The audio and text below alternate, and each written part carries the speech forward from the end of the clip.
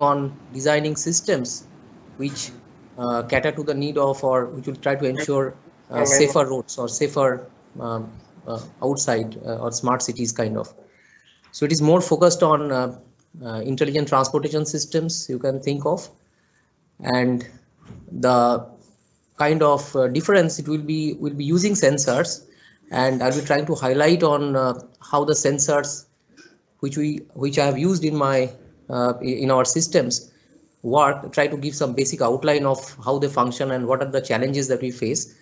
And I'll also emphasize on the computational aspect, how I infer information out of it and how I make it meaningful. So specifically, I'll be talking about using of smartphone sensors, although it is not mentioned in the title. So it will not be the sensors that we generally connect to, say, Raspberry Pis and all. But again, the basic functioning, no matter whether it is connected inbuilt in a smartphone or in a separate uh, microcomputer, doesn't matter. So we'll be focusing on that. And so let's see how it works.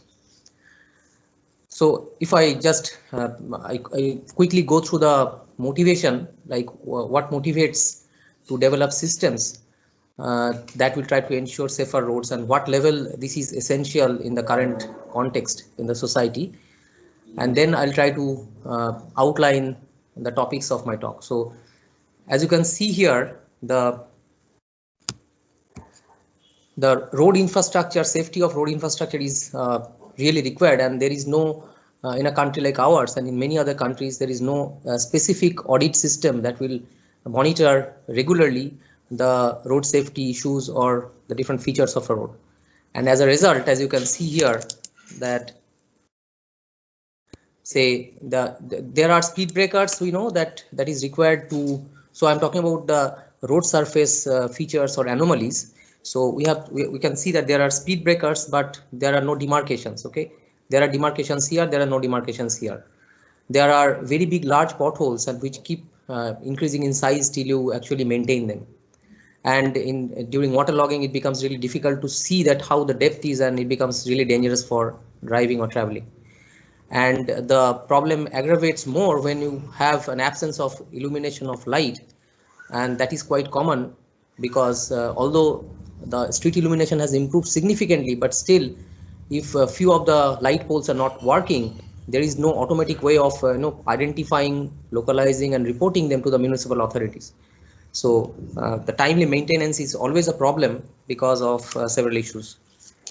So the overall idea is, can we bridge the gap like this street lights or the road surface, the anomalies that create say challenges while you drive safely. Can we try to monitor it? Can we try to capture it, and then provide the information to the drivers, to the authorities, so that timely maintenance can be done. So that will be the overall idea. And these are the hard facts. I already mentioned that if you think of a speed breaker or bump, there are several types. So this is a multi-peak or multiple bumps together. This is a single bump, but the heights also sometimes vary. And and then some are maybe asphalt, or some maybe so the type of material used is also different. So there are a lot of heterogeneity in the types of anomalies that we try to detect.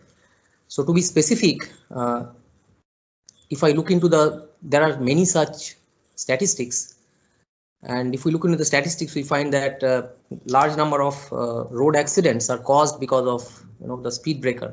Okay, so the speed breaker, because of it has not been visible, or the height is not well adjusted, and also because of the potholes, you really cannot figure out, and there are several potholes that comes on, and it creates problem.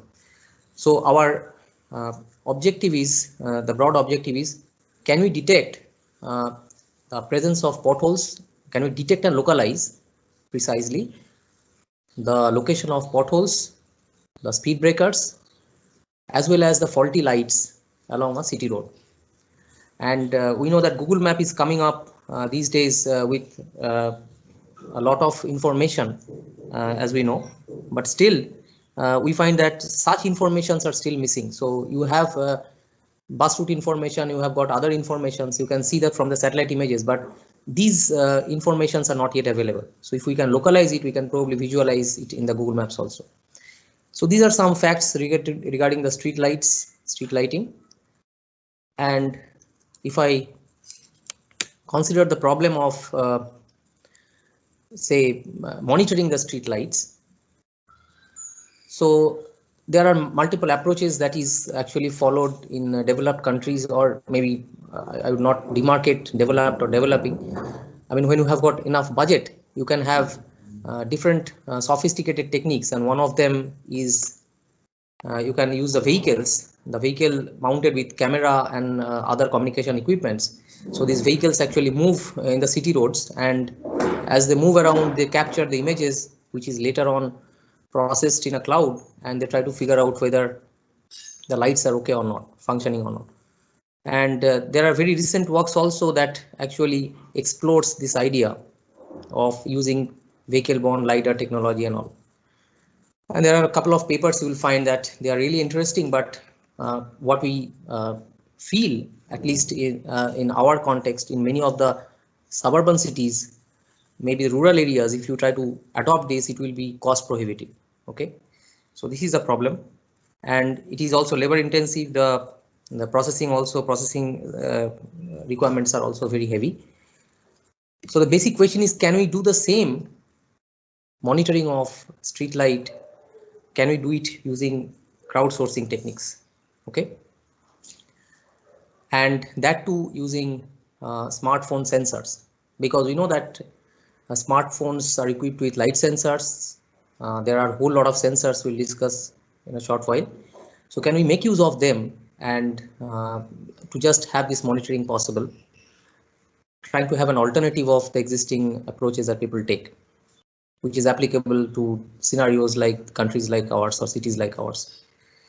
Okay, and it is not a very hypothetical approach, because these days you have got the different say Zomato services, Swiggy services. The people for food delivery, they usually carry a mobile phone already mounted so that the route directions are obtainable.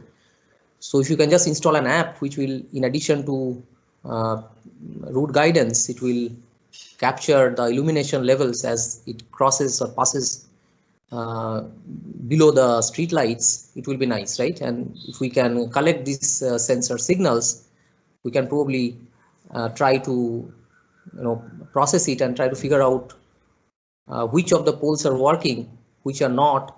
Definitely, if the pole is not working, will not register any signature, but still can we try to predict the availability or the unavailability of the poles, light poles, and also can we specify what is the intensity level of that particular light pole. Okay, so the idea is in our case we'll deviate from the existing approach. We will not use a vehicle bound cameras and all vehicle mounted cameras, rather we'll use the smartphones, and we'll the kind of approach will be using two-wheelers. Okay, and we have got plenty of such options in cities like ours, and we'll try to see that how effective the system will be. So that will be one system that we'll be discussing in some bit details. The second one will be road surface monitoring, where the state of the art, or the systems, if you search in Google Play Store also, you'll find that there are many existing apps which attempt to monitor the road surface, but when we try to use it, if you yourself also can install and use it, you'll find that they really perform poorly in cities like ours. Where the road condition on an average is not always good. At least there are many segments like that. There are a lot of, it's not only that the overall surface is good, and you have got some potholes somewhere. It is something like the overall surface is broken. it is very jerky ride kind of. So if I use the same apps in this context, the problem is the performance falls drastically. Okay, so there lies the need that can we develop some app or design some system which work nicely even in our context. And another problem that we'll see that those apps were mainly designed to be used in the cars. Okay, so the cars have good suspension, so the kind of the feel of the jerkiness will differ. Okay, so if you develop some system for car, if you try to use it in a small scooty or some kind of three-wheelers like auto rickshaws, the kind of response or the computational impact that we will have might differ, and that actually happened in our case. And there are issues that we need to resolve. Okay, so that gives a second motivation that some road surface monitoring app or system need to be designed which will work or which will enhance the accuracy of the existing apps by resolving the design issues. Okay, so in general we can say that we try to concentrate on the problems that we face in our daily life in and around, and as you also probably are experienced that many of the systems that are developed for big cities, for big metropolitan cities, uh, probably don't work in when we use it in our context. So that was a basic motivation. So these are the a few publications that we have got, and I'll be mainly focusing on I mean, when I discuss, it will be focused on these papers. Okay, so this overall outline. So I tried to provide the motivation for the systems that we develop. So the kind of in terms of the IoT, you can consider that I'll try to focus more a bit more on the smartphone sensors, how they work, specifically talking about the accelerometer, gyroscope, and the light sensor. So I try to basically touch upon the physical sensing aspect of IoT, if you want to place it in terms of IoT framework, and also the kind of issues that I find that we identify, we'll try to resolve it and see that what will be the solution approach. So basically the computational aspect of the IoT, and here the kind of choice with you will be like, we know the smartphones, they are quite equipped with processing power, the memory power, and sensing capabilities. So the smartphones are as good as like having a computational system. Okay, to use the sensors for long. So one general challenge in designing such systems are the modules, the computational modules that you have. Where do you place it? I mean, where you actually compute? Do you compute the whole thing in the smartphone, or you segregate it? I mean, you compute a bit of it in the smartphone and the rest of the computation actually is performed in the cloud. Okay, so that is the choice. We'll see how we have planned in ours. And finally, I don't know if time permits, I'll talk about effective driver rating service. So if we have these informations, how can we provide effective rating of drivers? I mean, in fact, that is something very useful, because when we think of hiring a driver while going for a kind of intercity travel, so we are not sure whether he's good driver or how his driving characteristics are. So if the drivers use this app, they can probably come up with some credits in their kit. So that can be one thing that if you hire a good driver, you pay more, like that. So there are many applications that are possible. We'll see that at the end. So are there any questions, or so let me just start the technical part of it. So do you have any questions till this point?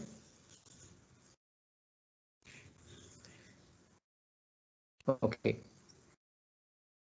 So may I know, I mean, how many of you have used smartphone sensors earlier, or in your research or in your teaching? Have you used the smartphone sensors, process something from it? Hello? The participants, I'm talking to the participants. Can you, is there? No, sir. No, No, sir. sir. No idea. No, sir. Okay. Fine, I'll try to take one by one, and let's see what kind of challenges are there. And during my discussion, I have planned to use some apps which, if I use the smartphone sensors, you can visualize the sensed signal through the app, and I have mirrored the app interface, I mean the mobile phone screen in my laptop. Hopefully it will work, right?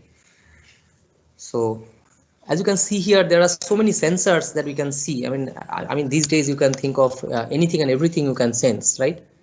And they are so miniaturized, you can use it in any form.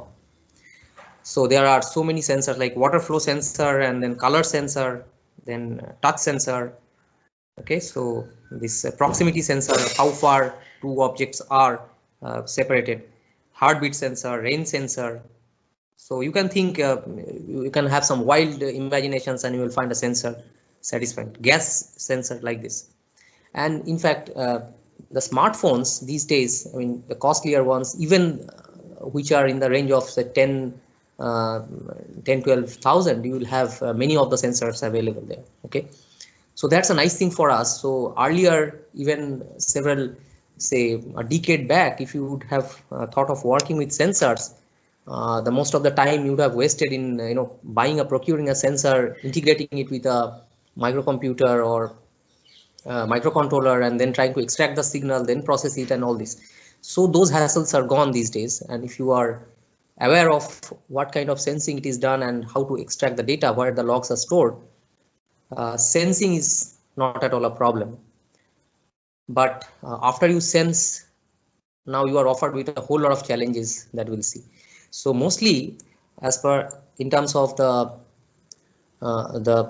two applications that I discussed, street light monitoring and road surface monitoring, specifically the bump and pothole and broken patch.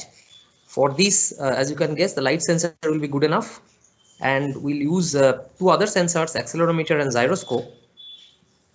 And definitely GPS is there because it will be outdoor sensing. So whatever you sense, whatever you record, it should be GPS tagged, right? And so let me just get into the light sensor. Again, the objective is not to deal with the circuitry and all this. So we'll try to discuss it to the level which is required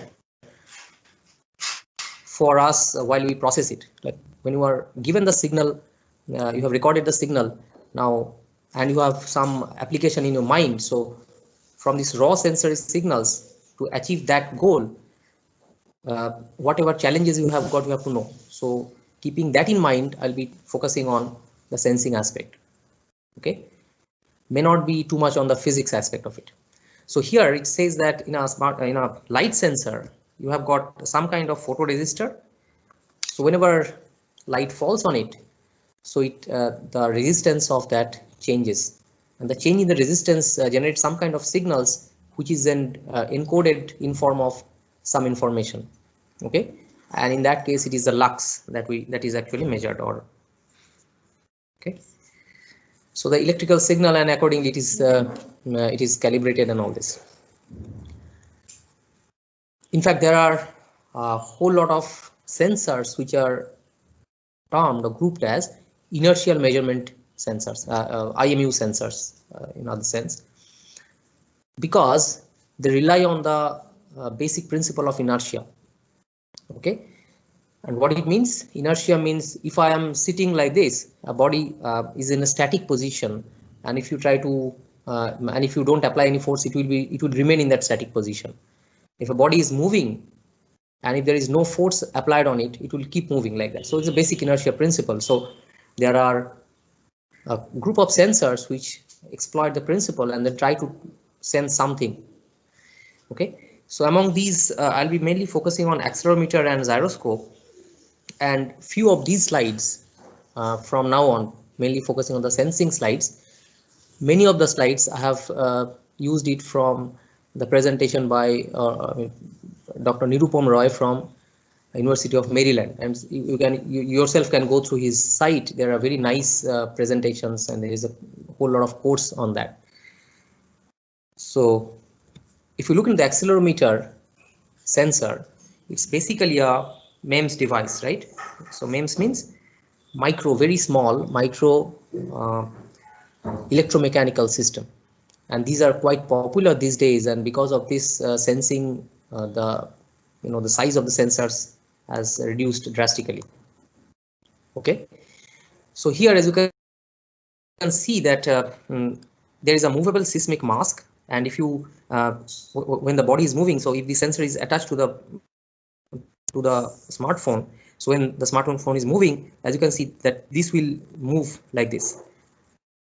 In the stack is there, and if it is moving, there is acceleration, and because of that it will be more closer to this plate, and the capacitance changes, and that capacitance will be encoded in terms of some electrical, and that will be encoded as the information. So here this accelerometer measures the acceleration, okay, not the speed. It's the rate of change of acceleration it measures. And how I get it? If I know the force that is exerted, so this mass is known, so force divided by mass, I get the acceleration. So thing is, such an arrangement, if it is there, in fact it is there inside in our smartphones, whenever we move the smartphones like this in any directions, so those seismic mass moves and the capacitance changes, generates an electrical signal, and which is interpreted after, and you can interpret it in your own way and make meaningful things, right? So to understand it in a much simpler way, or in a, I would say more effective way, there are examples where people use a spring mass system model. I know many of you may be aware of it. So in the equilibrium, you can think of that this is an accelerometer. It's a model of accelerometer. So this is a mass. This represents that mass, seismic mass, and these are the kind of springs which actually models the proximity with that plate and all this. So in the equilibrium state, if there is no force applied on it, so it will be exactly in the middle position, and there is no displacement or no compression felt in the springs. But if you are moving in this direction, can you say why instead of this gets compressed? If I'm moving towards my left, so why the rear spring, this spring gets compressed, not this?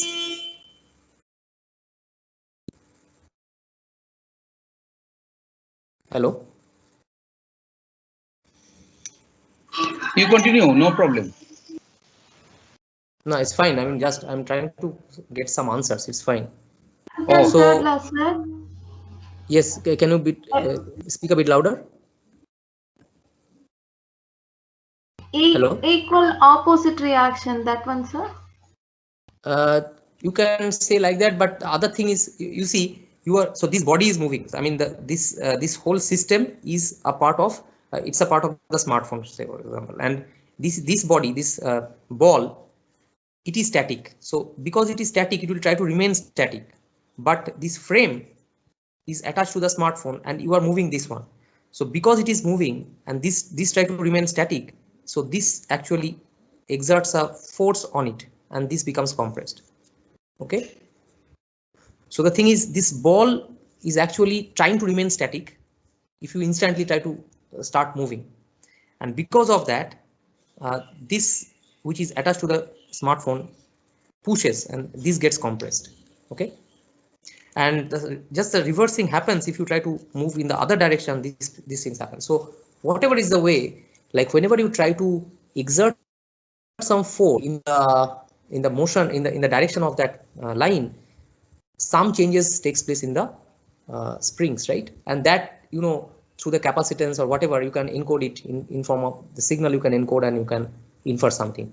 Now generally in a smartphone, you have got not just one accelerometer. You can think of there are three. There's a system where it has got we call it as a 3-axis accelerometer. Okay, there are 3 axes, so it will try to monitor or capture your motion along 3 references, on 3 axes. Okay, and say that's why you can think of that this is one, and this is one. So this will capture anything, that any force towards this direction, any force towards this direction. So if you apply a force somewhere in this direction, so you can think of that force will be, the components of the force along this will be, it will be divided into these three components, and accordingly they will be impacting the three accelerometer, right? So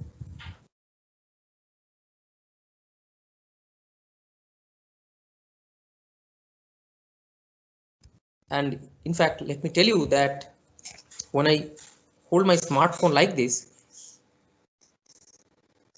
I think you can see the whatever I write.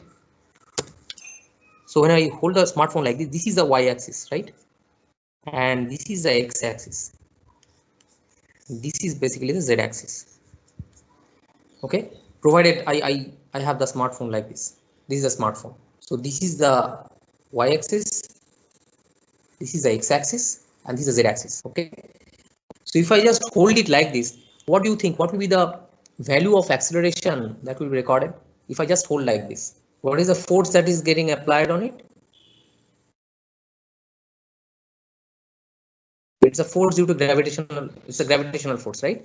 And we know the acceleration, I mean, if I ignore the height of the altitude of a particular place, it will be like 9.8 meter per second. So if you just hold it like this, the accelerometer in the z direction, the axis of the accelerometer, that will be getting affected, and it will record 9.8 meter per second, right? Now, if there is a free fall, what is going to happen? If I just allow it to free fall, what do you expect?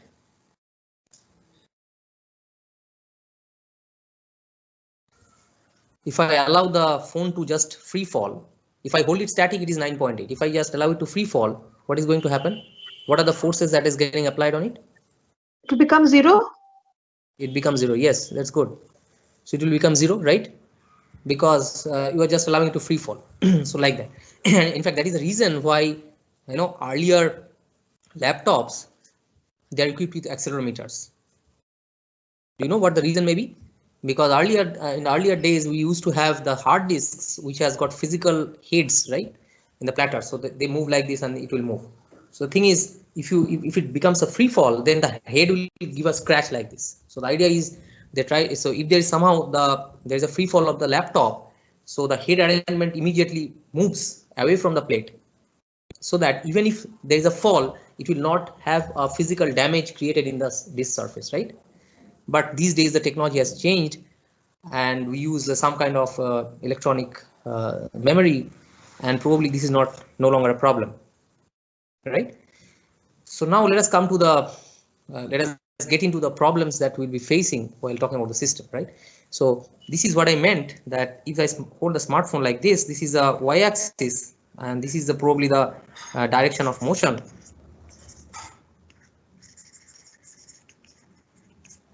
So this is what it means, right?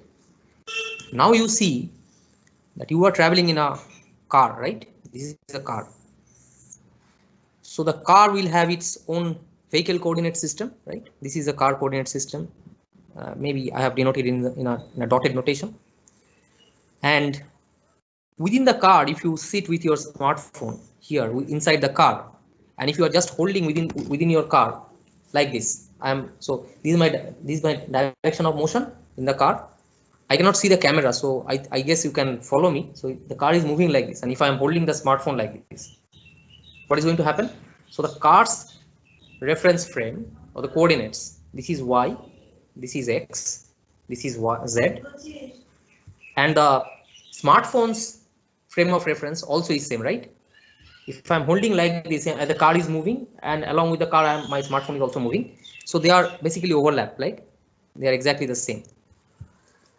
And if you are moving like that, so let me denote that anything that is in the vehicle coordinate system, it is dashed, ay dashed, ax dashed, and az dashed. And in the smartphone coordinates, it is ay, az, and ax, right? So the point is, now this is fine. So if the smartphone through the accelerometer sensors, we'll see shortly what it will record. It will record the values of ax, ay, az, right? So, and you know that if it is moving, so which sensors will be getting affected? probably this AY will have something because you are actually moving through this direction. It will affect the spring along this axis. And also there is always a constant gravitational force, so that will be affected. So it will be affected. You will get some values, non-zero values sensed in the AY and AZ. Is that okay? If the car is moving not in a uniform speed but in an accelerated motion. If it is a uniform speed, then the acceleration is 0. Okay, so that's the case. Now suddenly, maybe because of something, you got a message and you just tilted the phone like this. So it's something like this. You have tilted the phone, and this is the angle of tilt, right? This is maybe the angle of tilt. So with respect to this, you can say this is the y and this is the z, yz plane. So along the yz plane, you are just having a tilt. So this is the tilt. This is a tilt angle. So the tilt of it. So what do you expect? Whenever you tilt it, the values that your smartphone will now provide you will be, what will be the values now? It will be definitely changed. So the car is still moving with the same acceleration. There is still the same g, but because you have tilted it, the values that will be recorded by your sensor, accelerometer sensor, will differ. Are you convinced with that? Hello? Is that fine? So if I tilt it, the values will change, right?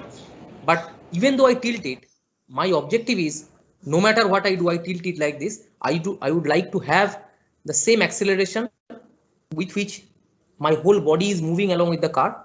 I would like to record the car's acceleration, and I would also like to know the actual g.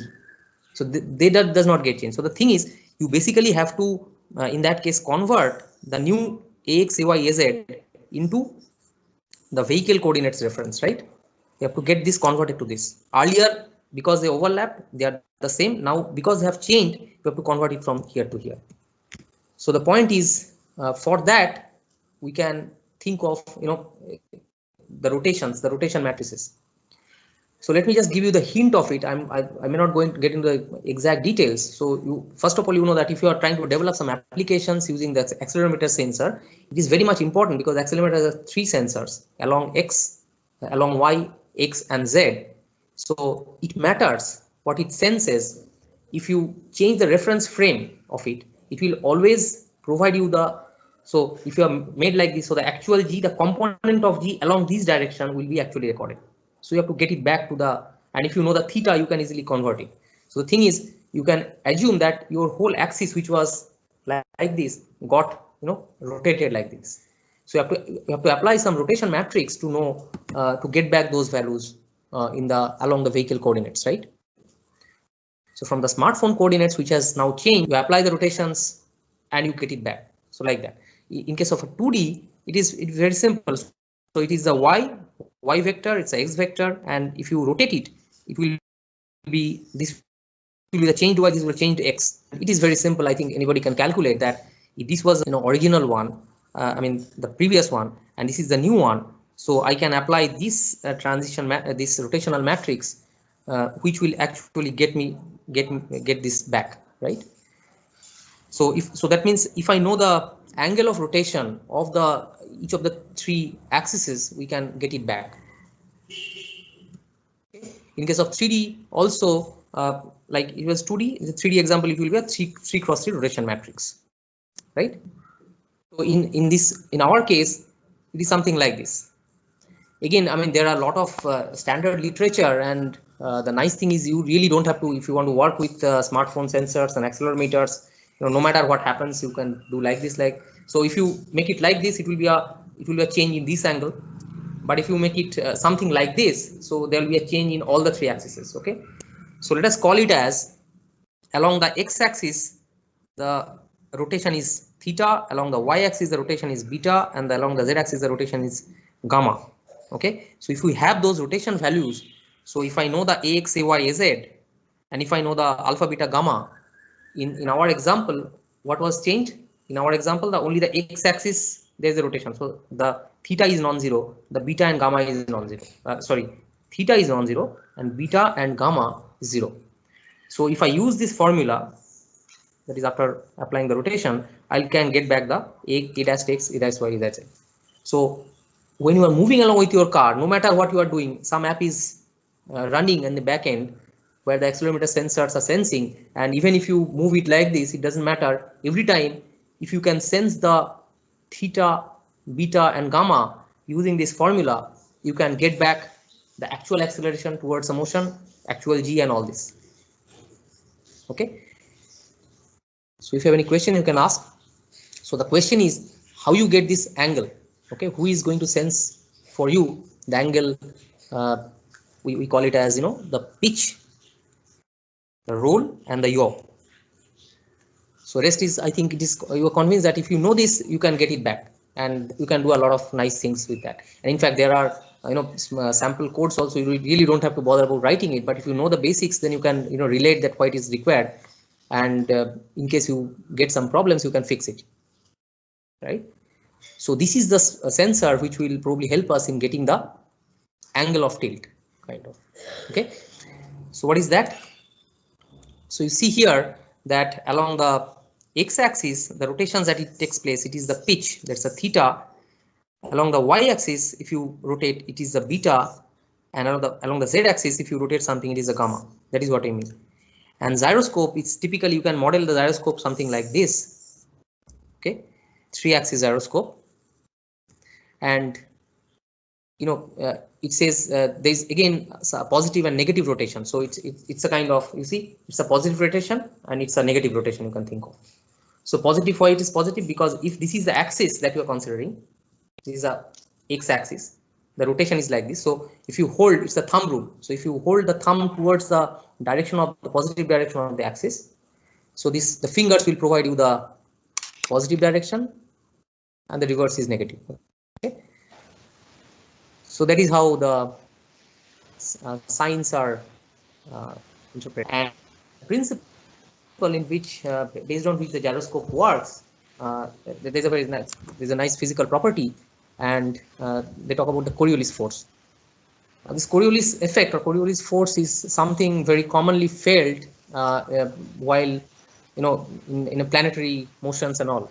Okay, what it says that you can find it in the wiki, and there are lots of literature on that. So what it says that if a body is moving there's a linear acceleration of the body, and at the same time if it is rotating, so it is rotating and moving like this. It rotates with a certain velocity, with an angular velocity, and it also moves in a straight line. So if this happens, even though it is moving in a straight line like this, because it is rotating and moving, so it will experience a pseudo force in the orthogonal direction, and that is something strange. You can think of it something like when you are taking a sharp turn using your car, you just feel a centrifugal force. That is also a pseudo force. So something similar to that. So here it's not only it's not taking a curvilinear path, rather it's rotating along an axis and it's moving straight, and you are feeling a pressure in the orthogonal direction, and this is F, and this is the Coriolis force, and this force is a function of this angular momentum, and this also V and all this angular force and all. So this is how the smartphone gyroscope will look like. Okay, so there's a constant so this rotation is actually sensed through this. So there's a constant vibration, periodic vibration that actually emulates a rotation. And if you now try to take it, there's a if you apply some force on it, so that creates a Coriolis force, and that is recorded, and from that the angle is can be derived. Okay, let me get you into the sensor demo. Let's see how it works.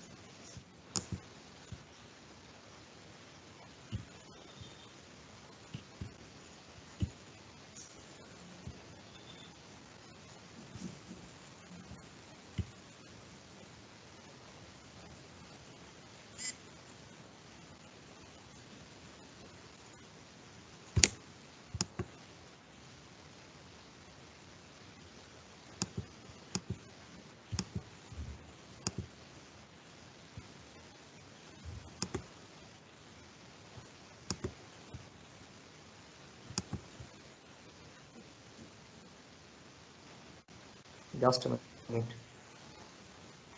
Works.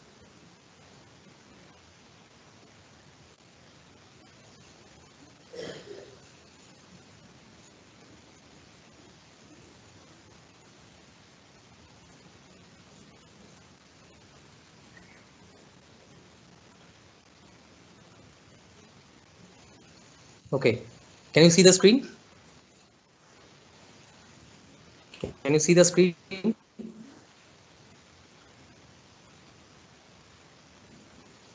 Is the screen visible? Yes, sir. Okay, fine. So if you can see here, you see, I mean, this is a particular app which is Sensor Kinetics. You can now also you can download if you wish, and you can see how it works and how it senses and what kind of signals it generates. So you can see that there are, say for example, this is accelerometer and this is the gyroscope. Okay, so in the accelerometer you can see that there are, so the XYZ gradually is constantly changing. So if I just position it like this, can you see? So if I position it like this, can you see X and Y is both zero, the acceleration in the X and Y axis? Is that visible? And the Z axis, you see it is 10 point something, 9 point something. Is that visible? Yes, sir. You see X and Y is 0, but Z is, okay. So now if I click on the signals, I mean to be more specific, you see it's like this.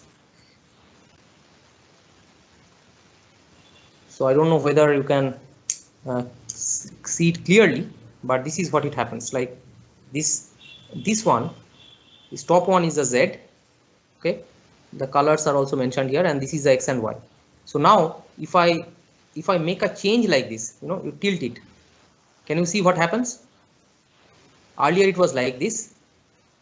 So this X and Y are both close to 0, but Y is the Z is something close to 10, right? Now if I tilt it, what is going to happen? Now the original G, which is directly downwards, so it has got a component of the G along the Z axis, right?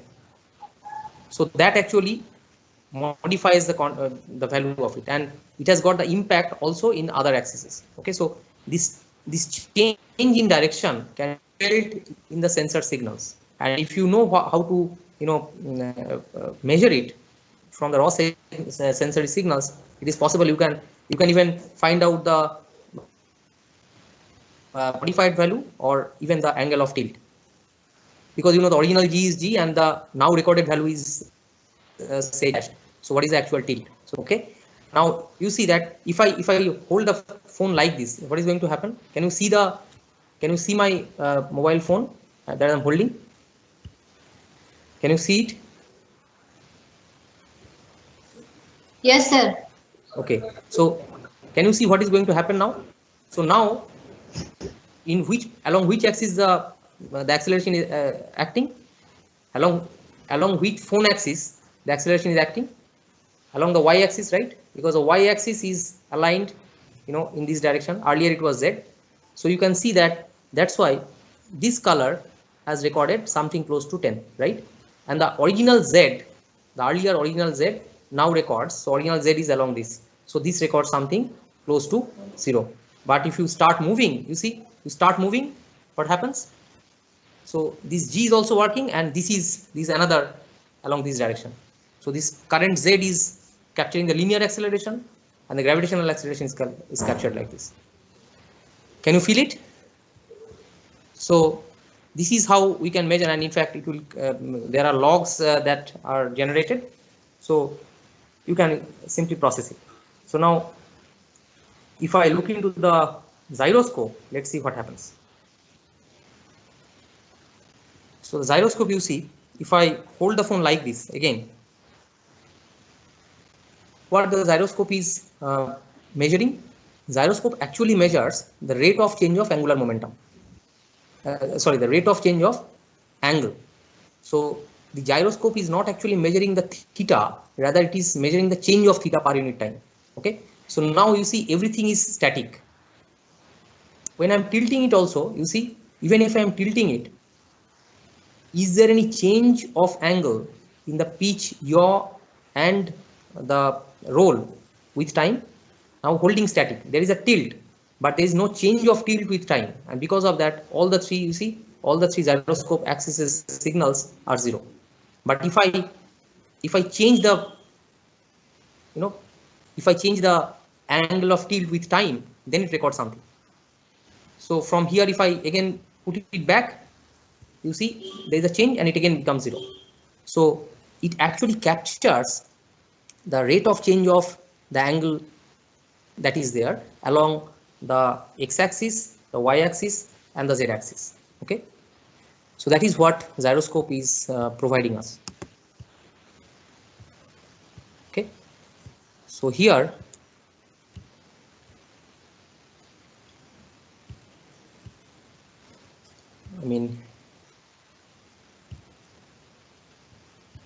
so these are some of the demos, and okay, let me, before I close it, let me have the demo of the light sensor also. You yourself can download it and see that how it works, and you can get the log and you can try to access and do something interesting. So you see, this is the light sensor, right? Yes, this is, yeah. So if I start, there is some kind of ambient lighting because of my light that I have got. Now you see, if I just put my flash on top of it, there is a sudden increase. Okay, and if I move it away, then it falls. Bring it back on top of it, perpendicular, it increases. If I hold the source, light source like this, and if I tilt the smartphone, then also you see the intensity that it registers alters like this. Okay. So in fact, in the smartphone, in the street light monitoring, we have used this particular feature of it, and we have developed the system. I'll discuss it in details now. Okay. So let me get back to the slides. If you have any query from this, you can ask me.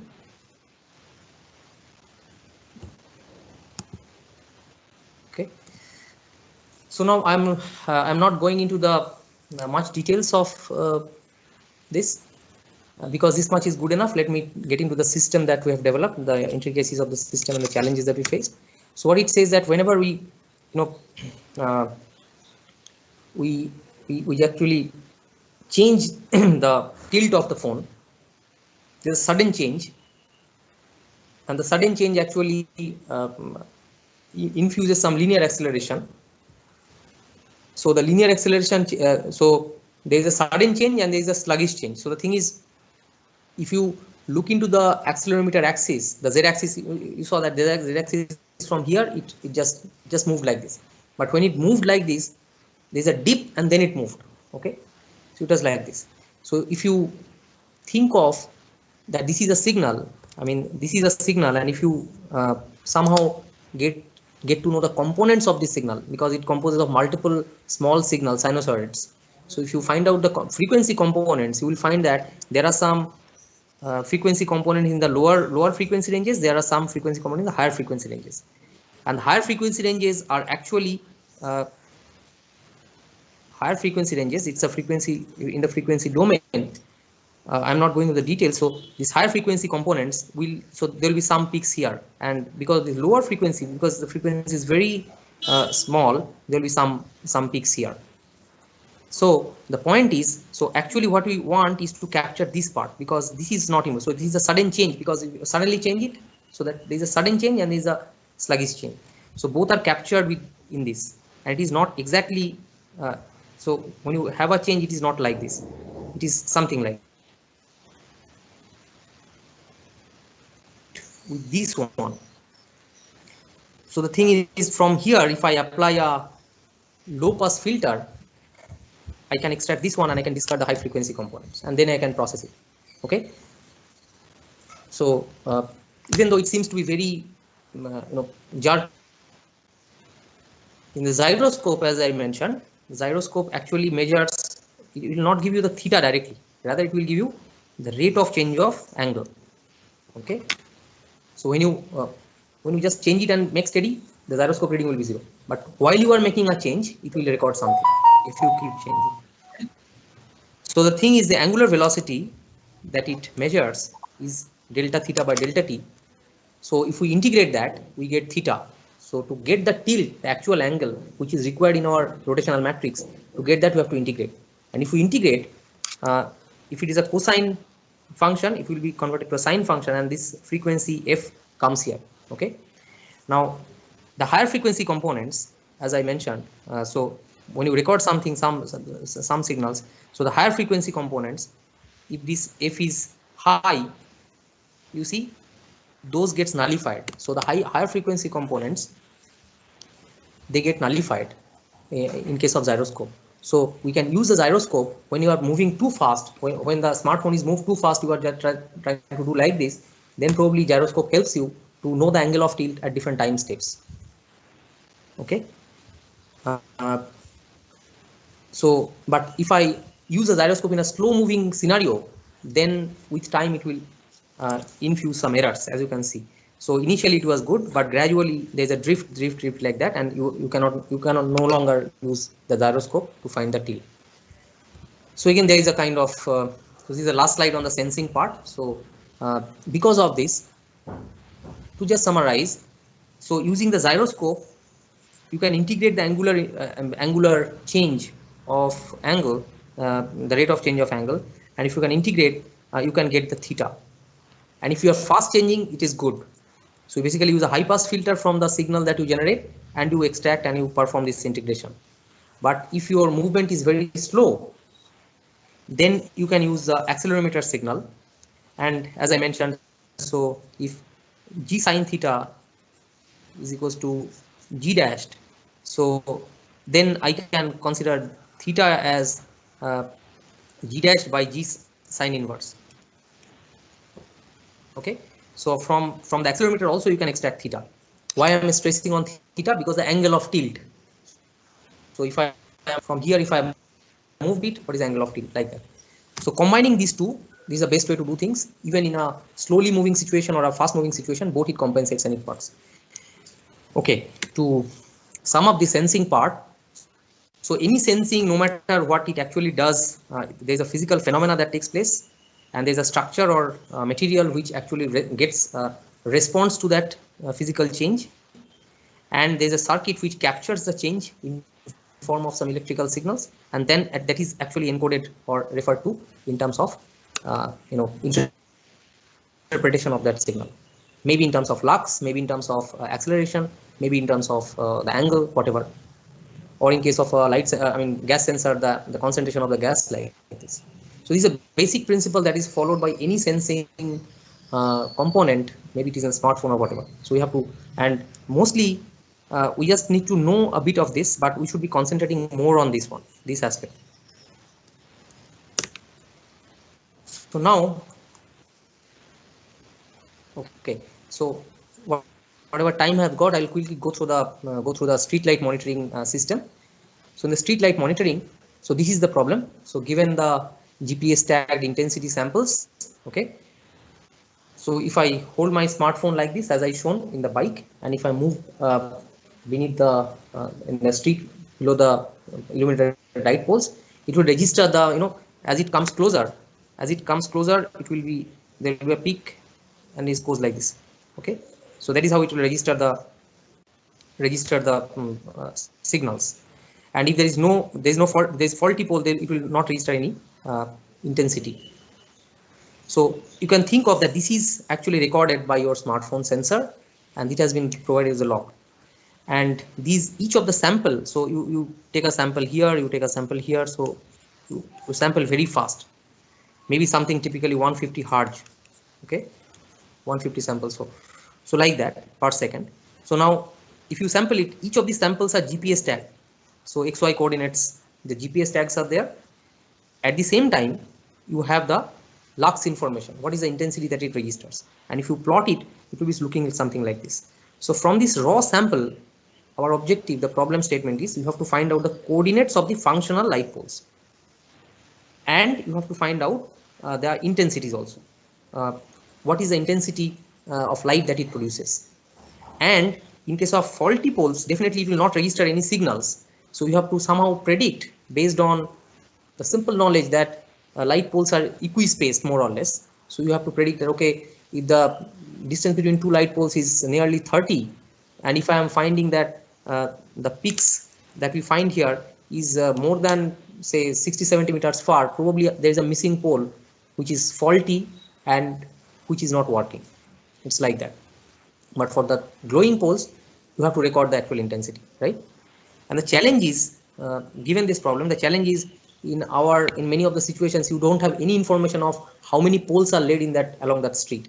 You don't have any information of what kind of lighting technology. Is it a halogen or a LED kind of light? What is the pole height? And also you don't have any information about definitely how many lights are faulty. So without having any kind of knowledge related to the lighting technology, number of poles, the pole separation, the pole height, you have to find out based on the raw sensors, you have to find out how many poles are glowing, what are the exact locations of the poles, what are the locations of the faulty poles which are not glowing, and what is the intensity of each glowing pole. Okay, I think you got the problem. So the design issues, let's come back to the design issues. So the first problem is, so this is one smartphone that I'm showing. If you use several smartphones, the same ambient light or the same light that is getting activated and activating the sensors will react in a different way. Maybe the same company, the same model, but two different handsets will respond differently. That's a kind of problem. And in fact, the standard says that there is a lux meter which actually measures the light intensity, but this the Nokia, Redmi, and Realme and all this. So different phones, their light sensitivity sensor have a different range of sensitivity. That's a problem. So the simple problem that comes here is, even if you sense it, even if you successfully process it, now the same light, my phone says that it's illuminating at 70 lux, and yours says that it is 120 lux. And the thing is, and somebody says that it is like 30 lux. Both are sensing the same thing, but how to get into a uniform one which is accepted by the standard? It's the lux meter. So this is a problem. It's a calibration problem. Okay, because we respond differently in the same scenario, and how we record a uniform response out of it. So this is the first problem of mapping to a uniform intensity level. This is a calibration problem. The other problem is, as you can see here, say if you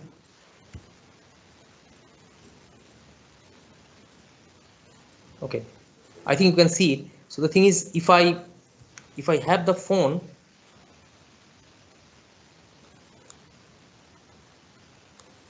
see the problem that if I just put the phone on the top of it, exactly holding the phone without any tilt. So this is the intensity level. I think you can see it. Now if I tilt it slight like this, so you can see that it falls, right? And more it is tilted, the intensity decreases. So both ways, if I tilt in the positive direction or the negative direction, you see there is a fall. So if I just tilt it like this, you get a U-shaped curve like this. And at the same time, if the so these are, say, it's a street light, and the smartphone is trying to pass through it. Okay, as it comes closer, the intensity takes a peak, and it goes away, the intensity falls, right? Again it comes, it takes a peak, and again it goes, so it's like this. So this happens. So that's why there are so many peaks, and as you can see, the peaks are continuous because the number of samples are like 20 or 30 per second. Okay, now when you are moving, if you are not moving like this, if you are trying to overtake and move, you see the problem. So you don't absorb the intensity properly. So these are the kind of problems. Another problem is, if I tilt my smartphone, you see the smartphone is tilted like this, and you are coming across. So you get the peak shifted. Okay, so probably when it was just perpendicular, you get a peak. So the peak is not registered directly here, but the peak is registered here. I think this much is good enough to understand. Let me get into the slides once again.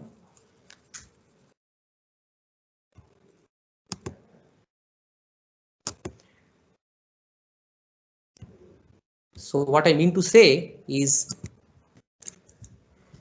if you are exactly placed in the horizontal fashion, so this is the maximum intensity that can record. But if you move it, if you tilt it, just placing in below the lamp, if you tilt it -40 degree, you get a reduced intensity recorded.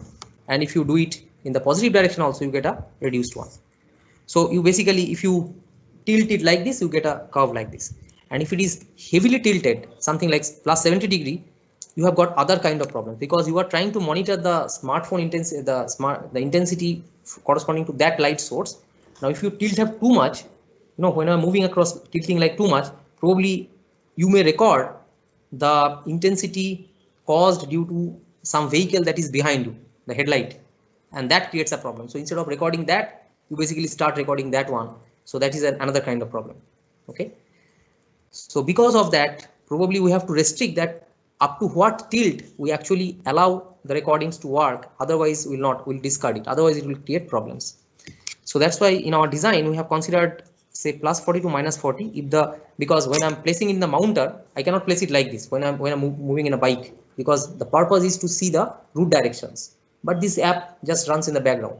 So I'll be just holding it in the mounter like this. So there's automatically a tilt always there, right?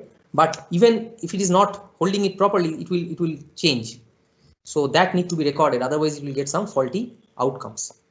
Okay. So what I have decided in our system, that if it is, so the tilt angle can be recorded. We just show that how through the gyroscope and the accelerometer you can record the tilt. So if the tilt is beyond +40 -40, it will create a beep. We have got an app, so they will create a beep, and you probably will again have to set it.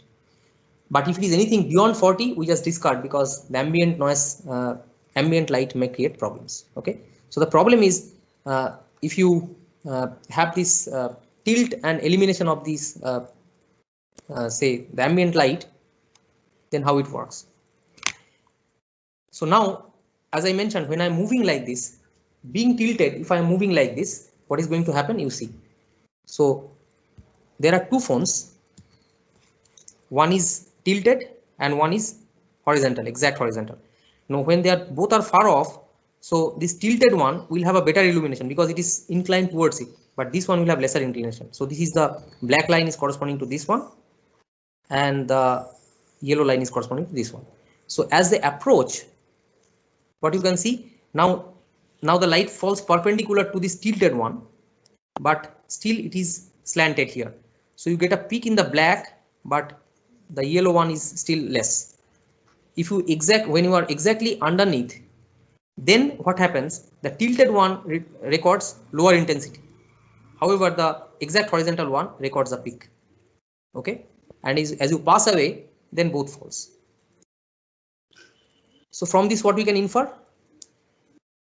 Because by nature, the system will be, when the smartphone is fixed in the bike, it will be tilted. So because of this tilt, what happens, as you can see, the peaks. So you will be actually observing this black line instead of this yellow line, because this is not possible.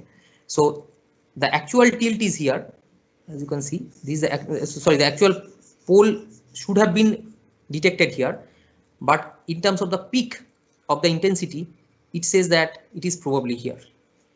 So there is, you can see that there is a error in the location. If you consider that the peak is corresponding to the light pole, so the peak appears a bit early or late. Okay, so the position where you sense the peak of the intensity is not exactly under the light pole. It is somewhere shifted either left to the right. So this is a problem. Another problem is, because it is tilted, even the maximum peak intensity is not the same as that of zero tilt case. Okay, so there are two types of correction. One is the intensity reduction and the shift correction, location shift, and both need to be addressed in your actual system, right? Is that fine till this point? Do you have any questions? So there are basically three issues.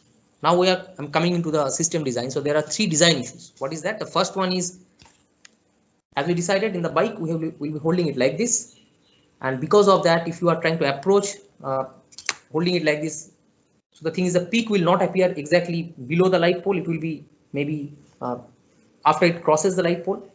So there is an error in the location of the light pole if you try to process it. At the same time, because of the tilt, even the peak intensity that it records will be lesser than the actual one. So you'll be recording something less. So that also is not desired. So both need to be corrected. At the same time, the uniform intensity level, some kind of calibration need to be done so that the intensity is recorded no matter what the phone is should be uniform, and that should tally the standard lux meter readings. Okay, so now these are some of the experiments that we made. We have used two-wheelers, and there are phones, 4 or 5 types of phones, and this is the kind of setup that we have used. And there are multiple streets we have actually covered with a heterogeneous mix of road types. The main road with heavy dense traffic, the roads in the city center which has got a lot of ambience lighting and all. There are purely residential areas, the streets along those, and then the secondary roads and all this. And in each of the cases, you can see the luminary height means the height of the poles vary, 8 meters, 9 meters. In big roads, the pole heights are different, and the pole spacing also. These are the ground truths. Definitely, these are not given to us, but just we have recorded manually. And these are the functioning poles that are covered, the non-functioning poles covered. So you can see that in each of the street segment, there are a number of light poles which are not actually working. Okay, and the length of the trips 3 kilometer, 4 kilometer, and we have traversed it multiple times like that. So this is again the details, and the lighting technology. Some of them are yellow lights, white metal lights, and so there are. And some are single arm, some are double arm like this. So I've got a heterogeneous mix of situations that you can think of, because each of them that might impact your actual outcome, and you might falsely detect a pole which is not there, or you might skip a pole even if it is glowing. So let's come to the processing phase. The first thing is noise removal. So what is this? Now, even though you see, so say this is a sample that has been recorded corresponding to a particular road segment. Now you see that these are tall peaks, and we can probably guess that there are some light poles which has which are attributed due to this. But even see, probably there is no poles, but there are some small peaks that are observed here, and we really don't know. There may be because of the ambient light that occurs. Okay, because of this case only. So before we start the actual processing, such kind of noise need to be eliminated. And how it can be eliminated? Simply by putting a threshold. So if I put a threshold like this, then the problem is gone. But the case is how I fix a threshold, because different phones, their sensitivity differs. So probably in this Nokia 6, the sensitivity you have to set it to 10, but in the in this say OnePlus, you have to set it to 4. So different thresholds you have to set, and this becomes something complicated. So what we did, we performed a normalization, and this is min-max normalization. So this is pretty easy to understand. So we have applied a normalization on the values that is recorded, the raw samples, and so once they are in a scale of 0 to 100 or 0 to 1, then we have applied a uniform threshold. And that threshold actually eliminated all these noisy peaks. Okay. So this is the first step, and the next step is the tilt and mobility adjustment. So what is the next step? So is that fine up to this? So now the actual processing start. So we already found that if I tilt my smartphone at a certain degree, at a certain theta, so the intensity that it records is less than compared to its zero tilt position, right? And if so one example that I have shown, and in the demo also I have shown that how it changes. There is a inverted cup kind of thing. So if you have recorded using any kind of phones, all types of phones, we found that nicely, although the actual intensity values change, but this ratio of Li theta by Li0, or in other words, the ratio of reduction with respect to the tilt angle more or less follow the same scale. Got the point? So that the absolute intensity that might vary, but if I take the ratio, they all form a almost they can be put in the same envelope. So when we applied polynomial regression of degree 4, we got a line like this, solid line like this. So that solid line, irrespective of the phone type, we have considered that to be used for the intensity correction, right? So now no matter what phone you have got, we assume that it more or less fits to this polynomial regression formula that we derived, experimentally obtained. So if I know this, I know the reduction factor. So if I know the theta, if I know my intensity level Li theta, then I know the ratio at that theta. So I know the ratio is this. So I apply the ratio and I correct it. Li theta, I make it Li dash theta. That's the corrected theta. So from this I can obtain this following this regression formula. Is that fine? So even if it is tilted and it has recorded a peak whose intensity is low, I can apply it and I can correct it that what would have been the actual intensity sensed if the tilt angle was 0. So that can be obtained from this. Okay. And the second one that we identified is the shift of the peak, because we say peak means there is a pole, but because of the tilt, instead of appearing it just below the light pole, it appears a bit far from it, few meters far from it. We have to localize the light pole, so we have to somehow adjust that location correction. So this figure will help us to understand that. So when it is recording a peak at an angle theta, when tilted at an angle theta, recording a peak, that means this is perpendicular. Okay, this is 90 degree falling, and this luminary height is h, say for example, and then so this from this, if it is 90 degree, this is theta because this is theta. So now this x is the actual displacement, so x can be estimated as h tan theta. Now you say that okay, if you want to get this x, the correction factor, so you have to probably know the h, the luminary height. Now that's true, but we have assumed that okay, the height will be like something like 8 to 10, more or less. It's more or less acceptable. We're not interested in the exact height. Somewhere between 9, we have accepted that 9 meters on an average, and we found that it fairly adjusts the brings back the peak and performs a error correction in the geolocalization. Okay, so these are the some of the values. You can see that this adjusted value is denoted by the red. So these adjustments that is added, and this is the location corrections that has been taken place. You can see the amount of correction is sometimes 5 meters, sometimes it is as low as 70 meters, like that. So as low as less than a meter also. Okay, so this is possible. So the first thing is you record the sample and then you remove the noise after scaling it, and then you remove. So once you have done that, then you apply the corrections due to mobility and tilt. So now once you have done that, what you get is basically the noise free and tilt adjusted intensity signatures, right? So in this, probably we can assume that so if this is the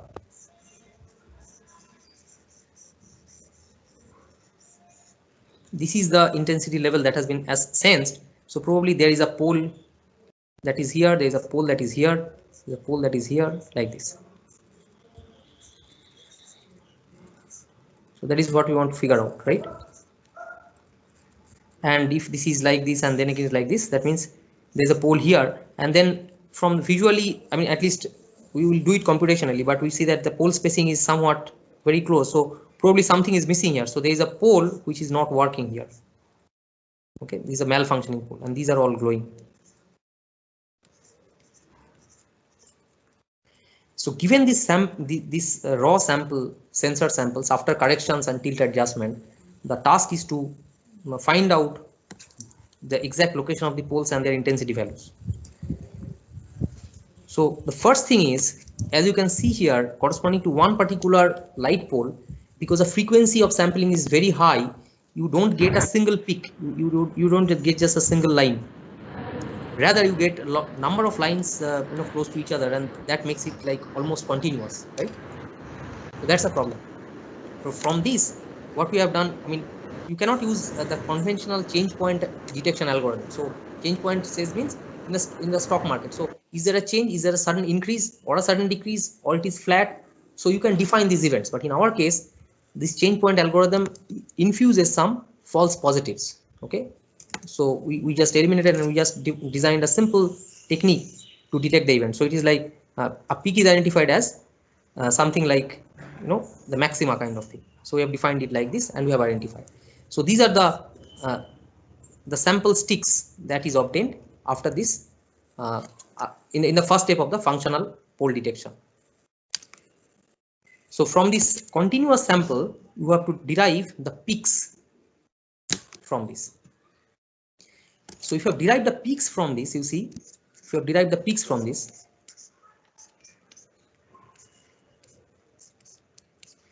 now what is the next problem? So you are given with this. So instead of continuous lines, now you have given some sticks like this. So what is your next task? Can you guess? So these are some points with some intensity values. It's a one-dimensional collection of points. Now what is the next task now? The task is to cluster this. So if you have got these are the actual pole positions. So what you know? That means, so we need k equals to 4 clusters, right? So each cluster actually is a representative of a bunch of sticks corresponding to a light pole, something like this. Now the thing is, now you say that is easy to, so once it is given with these values, it is easy to apply k-means clustering. But the thing is, the value of k is not known, right? Because you really don't know, nobody has provided you the information of how many light poles are there in the street. How many of them are actually glowing, because you have registered signatures from the glowing light only. Nor you are given with the interpole distance also. So this finding the value of k is very tricky.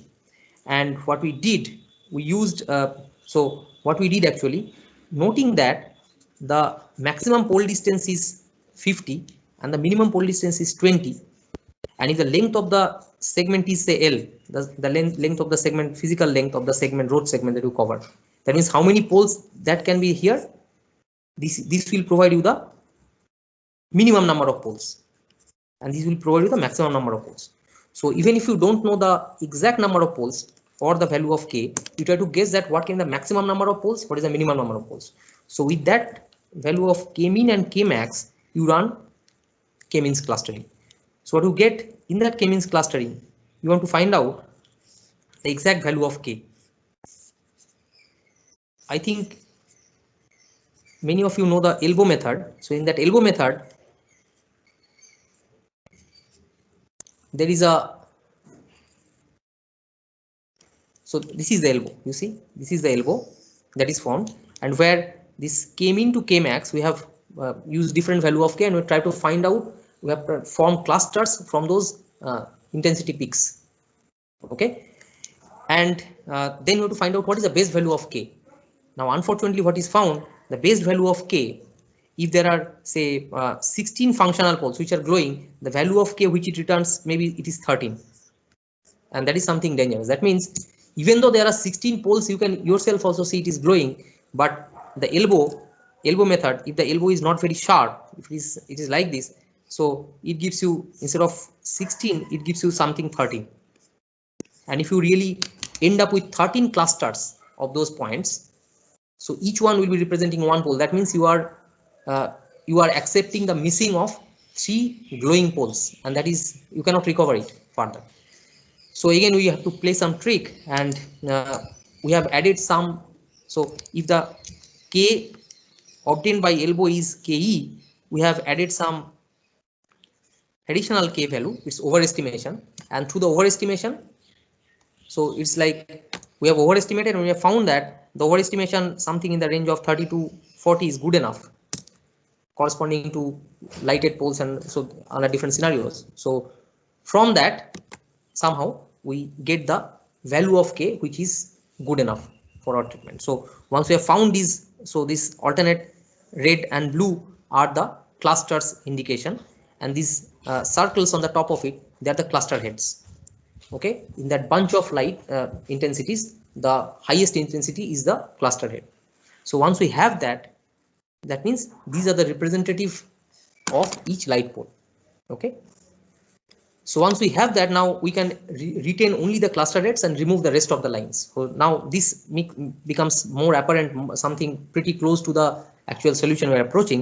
But the thing is, still we have to predict the missing poles. And how to do that? So missing poles, they don't provide you any signature, any kind of signature. So the thing is, now you know that if you consider the interpole distances, say this is say 4 meter, this is say maybe 4.8 meter, and this is say maybe 3.8 meters. So because they are more or less equispaced, so you get a lot of values in the range of 4, 4.2, 4.1, 4.6 like this. But whenever there is a missing pole, you see the distances will be something like maybe 7.5 meters, or maybe there's a missing pole is like 8. So there are few distance values in a certain range, and there are few distance values in the range of 7.8, 8. Or maybe even there are 2 poles missing, so it will be something like 4, 4, 4, so it will be like 12 and all this.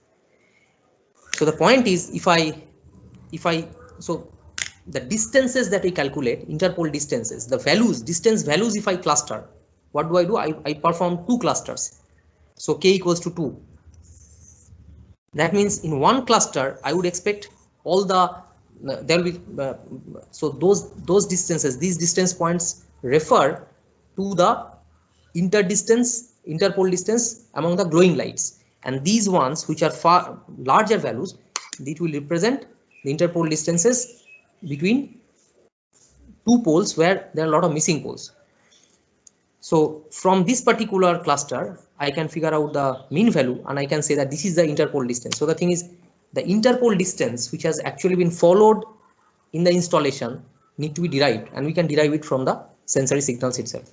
And we found that it is pretty close to the actual value, because, and from that, if I know the D, if I know that the distance is too far, so I can have some approximation to find out how many missing poles will be there, because this is more or less regular. So once we know that, we can predict their locations using geo coordinates, and that will give us a faulty poles also. Okay, calibration, I'm not going to the details of calibration, because there are multi of calibration. If you are interested, you can look into the paper. So let me sum it up. So this is the overall system, and we have performed the noise removal and tilt adjustment in the server. I mean, all of them in the server, and the tilt at detection and alert in the mobile phone. We could have placed these 2 modules also in the mobile phone. That is also possible. And these are some of the results. As you can see that these yellow lights are yellow markers denote the functioning lights, and these red markers actually denote the non-functional lights. And one design parameter is how fast you should sample per second. So if you sample too fast, what happens? So when you're crossing through a light pole, you might get 1,000 samples, and that might create problems, as we just now saw in the clustering. So you might get a lot of, I mean, that elbow finding and all will be a problem. And if you sample too slow, then even there's a light here, you sample here, and you miss this particular light pole. So if I do the experiments with changing sampling rate, you find that too low sampling will create a lot of detection errors, and too high sampling rate also creates a. So there is a typical range of sampling that is good for the accuracy of the system, and we have found it that 150 is good enough, and that also depends on your speed. So sampling rate is very high and you are moving very slow, that is a big problem. So these are the issues that need to be dealt with, and I'm not going to the true positive, true negative. We have used the F1 score, which is basically the harmonic mean of precision and recall, and we found that, you see, that true positives, the actual light poles detected is very high, and the overall score is, you can see that it is almost close to 1, except in few roads where the interpole separation is quite, not very irregular kind of thing. And sometimes what happens when you are passing through the light, instead of passing like this, you try to overtake, and because of overtaking, you basically register a lower intensity value, and that created a problem. So although the light was glowing, you failed to recognize it and register its intensity. So those are the problems because of in some of the streets which are in the residential areas where the norms are not pretty well followed, you get into problems. And you find that irrespective of all the smartphones, the F1 score is pretty decent. They are all lying 0.95, it's close to, and this is the localization error. And the localization error that we are trying to address that problem, we have pretty we have been able to put it below 10 meters because interpole distance is not less than 20 at least, and we have made it below 10. It's good enough. And there are other issues also like the GPS errors which might create problems here. Okay, and now comes visualization. So there are different options. The possible video one can draw it like this, trying to signify that how intensities and how the coverages are.